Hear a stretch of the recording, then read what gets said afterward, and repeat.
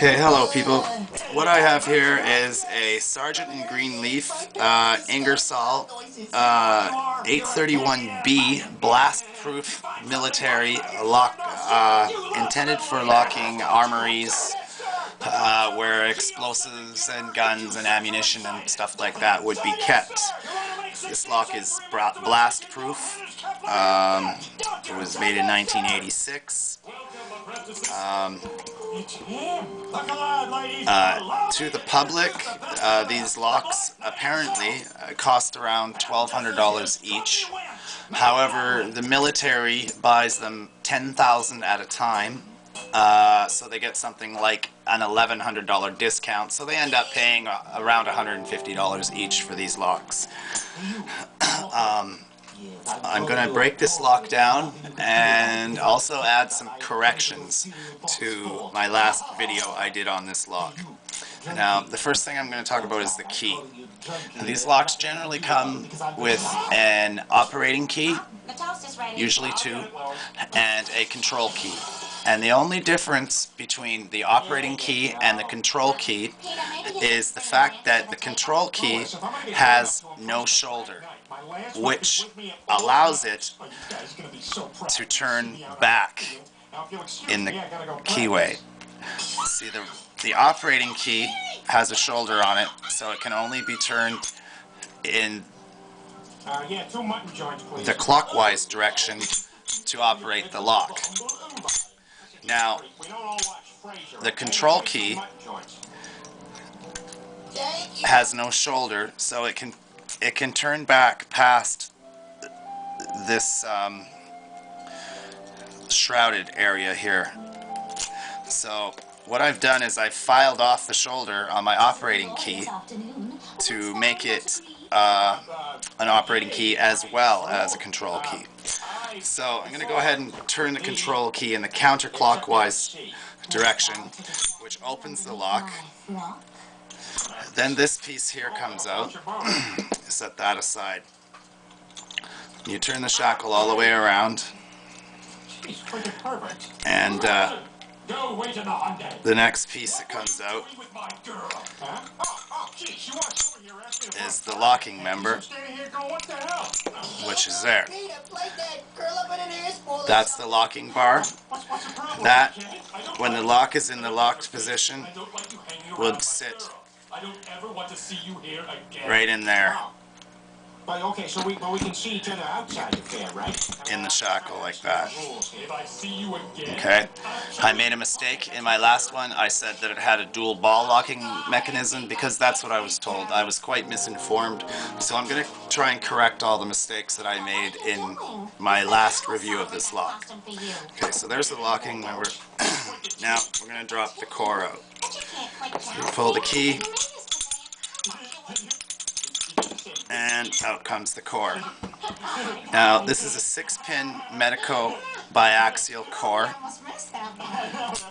and as most of you probably already know, Medeco pins have to be rotated as well as lifted.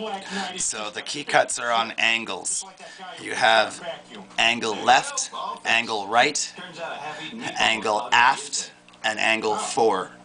So you have 4 different angles there, and the purpose of these angles is to rotate the pins, because the pins not only must be lifted to the shear line, but they must be rotated so that a slot in the side of the pin, of each pin, aligns with a finger in the sidebar, allowing the sidebar to drop into the recesses in the sides of the pins.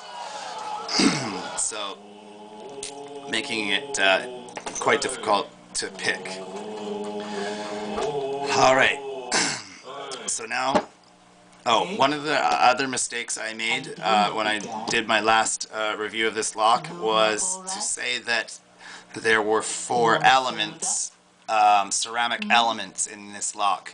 I made a bit of a mistake there. That was one of the newer Sargent&Greenleaf military locks. This one does not actually, in fact, have the ceramic members or elements Well, that's it, folks. And the purpose that they are in the newer model is to prevent submersion in liquid nitrogen and shattering of the lock. Like as in a regular brass padlock, if you submerged it in liquid nitrogen for 20 minutes and then pulled it out and hit it with a hammer, it would smash into thousands of tiny little pieces. Okay, so now we're going to go for reassembly. It's pretty simple once you've done it a couple times. A monkey could do it. So I might have a bit of a hard time here. But most people who call me a fizzle don't get away with it. Well, actually, that guy who got away with it was the only one who ever called me a fizzle. After today, only half the people who ever called me a fizzle will have gotten away with it. Core's in. It appears a new challenger has entered the field. And now the crowd has fallen deathly ill. The locking member. You'll have to forgive me if some of my terminology is a bit off, but I'm far from a lock expert. Oh my God, I'm gonna die. Oh, to the owner of a yellow Hyundai, your car is being towed. What? Okay. Now, once you have the locking member, there's a groove in the bottom of it which fits into the tailpiece of the cam in the back of the core. You have to turn it. You have to turn it all the way clockwise because there's a pin in the top of it that aligns with this slot. And remember that episode of The Honeymooners when Ralph lost his job, but at the end of the show he didn't get it back? Oh yeah, what was up with that? That bugged the crap out of me. This weekend, Dad says we're camping on the coast.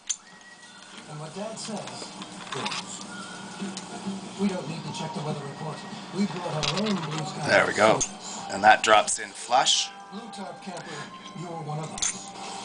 And very much like our big So we drop the shackle all the way down, put it in the lock position, remove the key.